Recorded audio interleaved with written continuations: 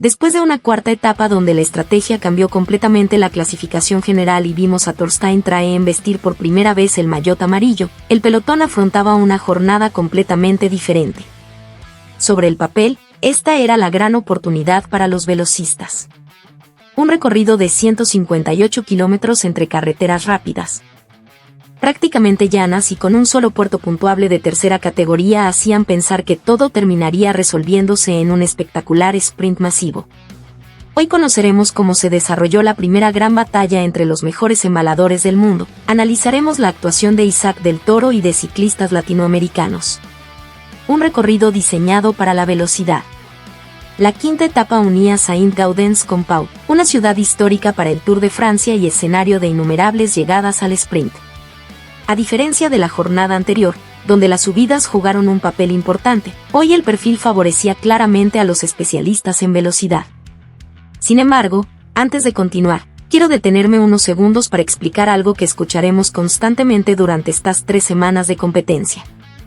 ¿Qué es un puerto de montaña? En el ciclismo, un puerto es simplemente una montaña o una subida que los corredores deben superar.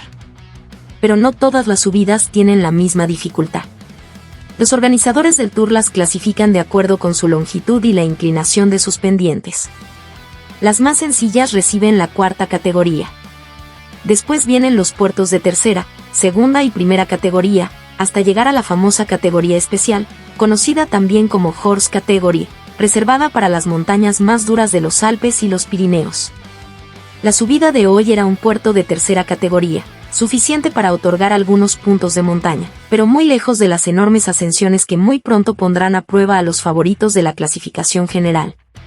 Y precisamente ahí será donde corredores como Isaac del Toro, Richard Carapaz o Egan Bernal podrán mostrar todo su potencial como escaladores. Comienza la etapa. Con la salida oficial llegó también el primer ataque del día. No hubo tiempo para estudiar a los rivales. El francés Baptiste Weistrofer, del Lotto Intermarché, decidió lanzarse completamente en solitario apenas iniciada la etapa. Mientras el pelotón todavía se acomodaba sobre la carretera, Weistrofer ya había conseguido 30 segundos de ventaja. Pocos kilómetros después esa diferencia superaba el minuto. Y más tarde, los 3 minutos. Era una apuesta muy valiente, pero también muy difícil, porque detrás de él viajaban todos los equipos de velocistas. Cuando una etapa termina prácticamente llana, los equipos que cuentan con grandes sprinters rara vez permiten que una fuga llegue con éxito, porque han trabajado durante meses preparando precisamente este tipo de llegadas. Perder una oportunidad de victoria sería un fracaso enorme. El pelotón sabía perfectamente que tarde o temprano terminaría alcanzándolo. Mientras Weistrofer seguía rodando completamente solo, detrás comenzaban a organizarse los equipos más interesados en una llegada masiva. Soudal Quickstep, Alpecin, Decathlon y varios conjuntos más fueron tomando lentamente la responsabilidad de controlar la carrera. No hacía falta perseguir desesperadamente. Bastaba con mantener una diferencia razonable. Y con una enorme demostración del control que ejercen los grandes equipos cuando saben que el final favorece a sus velocistas. El sprint intermedio, mucho más importante de lo que parece. Mientras la diferencia comenzaba a disminuir, la atención se trasladó hacia otro punto clave del recorrido. El sprint intermedio. Y aquí vale la pena explicar otro concepto muy importante. En el Tour de Francia también existe una clasificación destinada a encontrar al mejor velocista de toda la carrera. Es el famoso maillot verde. Para conseguirlo no basta con ganar etapas. También hay que sumar puntos durante los sprints intermedios. Por eso estos puntos del recorrido suelen convertirse en pequeñas carreras dentro de la propia etapa. En esta ocasión, Baptiste Weistrofer, al marchar escapado, pasó sin oposición y sumó los 25 puntos disponibles. Detrás, el pelotón comenzó a disputar las posiciones restantes. Fue una lucha importante pensando en la clasificación por puntos que promete mantenerse muy cerrada durante las próximas jornadas.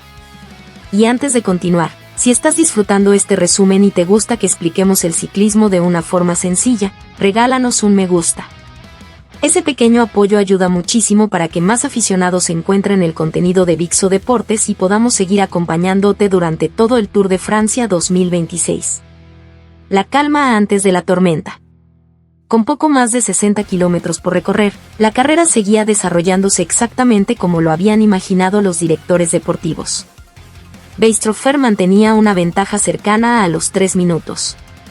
El pelotón rodaba con absoluta tranquilidad. Los favoritos a la clasificación general permanecían bien protegidos. Entre ellos, el nuevo líder Thorstein Traen, el esloveno Tadej Pogačar, el danés Jonas Vingegaard y, por supuesto, el mexicano Isaac del Toro, quien continuaba realizando una etapa muy inteligente sin gastar energías innecesarias. Después de la intensa estrategia vivida el día anterior, hoy la prioridad era completamente distinta. No perder tiempo. No sufrir caídas.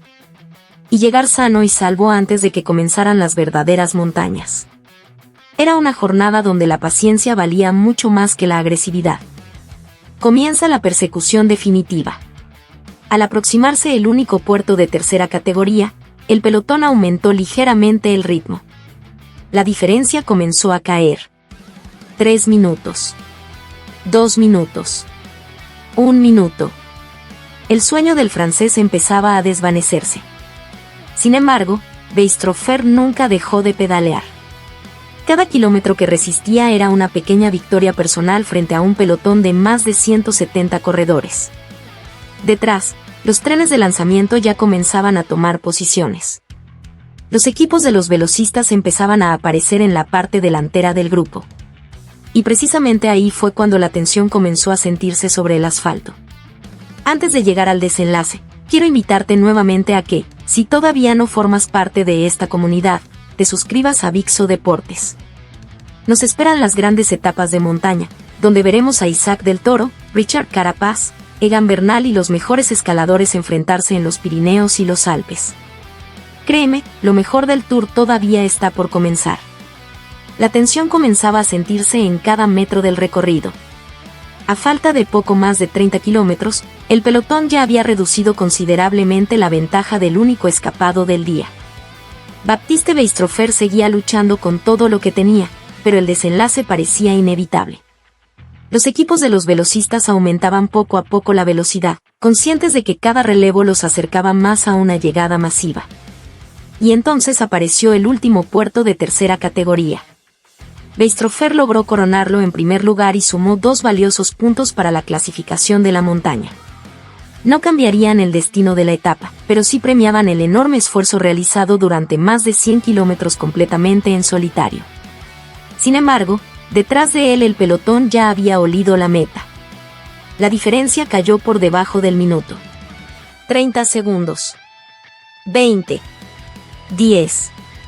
Y finalmente, cuando restaban apenas 8 kilómetros para la llegada a Pau, la fuga terminó. Después de casi toda una jornada escapado, Baptiste Weistrofer fue neutralizado por el grupo principal. La primera aventura del día había llegado a su final. Todo listo para la batalla de los velocistas. Con la fuga neutralizada, comenzó otra carrera completamente diferente. Los equipos empezaron a organizar sus famosos trenes de lanzamiento. Y aquí también vale la pena detenernos un momento. Quizá has escuchado muchas veces ese término, pero ¿qué es un tren de lanzamiento? En las llegadas al sprint, el velocista rara vez pelea solo. Sus compañeros trabajan durante los últimos kilómetros formando una fila perfectamente organizada. Cada corredor acelera al máximo durante unos segundos y, cuando ya no puede mantener el ritmo, se aparta para que el siguiente compañero continúe aumentando la velocidad. El último hombre deja a su sprinter colocado en una posición ideal para lanzar el ataque definitivo a unos 200 metros de la meta. Es una coordinación casi perfecta. Un error de cálculo puede significar perder toda una etapa. Y eso fue exactamente lo que comenzamos a ver en Pau. Los últimos kilómetros. 5 kilómetros para el final. La velocidad ya superaba ampliamente los 60 kilómetros por hora. Nadie quería quedarse encerrado. Todos luchaban desesperadamente por ocupar las primeras posiciones. El nerviosismo aumentaba. Y cuando faltaban apenas unos kilómetros, Llegó el momento más delicado de la jornada. Una caída dentro del pelotón comprometió los planes de varios equipos. Entre los afectados estuvo el lanzador de Fernando Gaviria, obligando al colombiano a improvisar completamente su sprint. Afortunadamente, Gaviria logró mantenerse sobre la bicicleta y evitar el accidente por muy poco. Fue un instante que pudo cambiar por completo el desenlace de la etapa. Mientras algunos intentaban reorganizarse, otros aprovecharon el caos para avanzar posiciones. Los últimos 2 kilómetros fueron simplemente frenéticos. Las formaciones de los equipos comenzaron a romperse. Cada velocista debía confiar ahora en su instinto. Y entonces apareció Olav Koig. El neerlandés del decatlón CMA-CGM encontró el espacio perfecto. Esperó el momento exacto. Lanzó su bicicleta con una potencia impresionante. Y en apenas unos segundos dejó atrás a todos sus rivales. Ni Max Canter, ni Tim Merlier pudieron responder al explosivo cambio de ritmo. Olav Koig cruzó la línea de meta con un tiempo de 3 horas, 29 minutos y 7 segundos, consiguiendo una brillante victoria en la primera gran llegada para especialistas del Tour de Francia 2026. Fue una auténtica demostración de velocidad, sangre fría y excelente colocación en los metros finales. Así les fue a los latinoamericanos. El mexicano Isaac del Toro volvió a realizar exactamente la carrera que esperaba el UAE Team Emirates. No buscó protagonismo en una etapa destinada a los velocistas. Su prioridad era mantenerse protegido, evitar cortes y llegar sin riesgos pensando en la alta montaña. Finalizó en la posición 32, conservando energías para los grandes desafíos que se aproximan y manteniéndose como el mejor latinoamericano en la clasificación general. El mejor latinoamericano del día fue el colombiano Fernando Gaviria, quien terminó en una destacada posición 17. También completaron una jornada tranquila los colombianos Egan Bernal, Charo Tejada, Sergio Higuita y Einer Rubio, además de los ecuatorianos Richard Carapaz y Jefferson Cepeda. Todos administrando esfuerzos en espera de un terreno mucho más favorable para sus características. Sin duda, la montaña será el escenario donde estos corredores buscarán convertirse en protagonistas. Y si estás disfrutando esta cobertura diaria del Tour de Francia, este es un excelente momento para apoyarnos con un me gusta y compartir este video con otros aficionados al ciclismo. Así ayudas a que la comunidad de Bixo Deportes siga creciendo y podamos acompañarte durante las etapas restantes del Tour de Francia. ¿Cómo queda la clasificación general? La quinta etapa no provocó cambios importantes entre los favoritos de la clasificación general.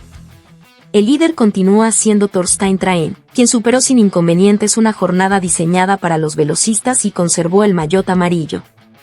Detrás de él, los principales candidatos al título permanecen prácticamente sin diferencias, esperando el momento adecuado para lanzar sus ataques en la montaña. Entre ellos siguen nombres como Tadej Pogačar, Jonas Vingegaard, Remco Evenepoel, Juan Ayuso y, por supuesto, el mexicano Isaac del Toro, quien continúa firmando un tour muy inteligente y mantiene intactas sus aspiraciones. La verdadera batalla por la clasificación general apenas está comenzando. Hoy fueron los velocistas quienes se llevaron el protagonismo. Mañana, la historia puede ser muy diferente. Las etapas montañosas están cada vez más cerca y, con ellas, llegarán los ataques entre los grandes favoritos, las diferencias importantes en la clasificación general, muy probablemente. El momento de ver a los escaladores latinoamericanos pelear por la victoria. ¿Podrá Isaac del Toro mantenerse entre los mejores? ¿Veremos a Richard Carapaz atacar en la montaña? ¿Egan Bernal volverá a ser protagonista? Muy pronto tendremos las respuestas. Muchas gracias por acompañarnos una vez más aquí en Bixo Deportes. Déjanos en los comentarios quién fue para ti el corredor más destacado de esta quinta etapa y quién crees que vestirá el maillot amarillo cuando lleguemos a París.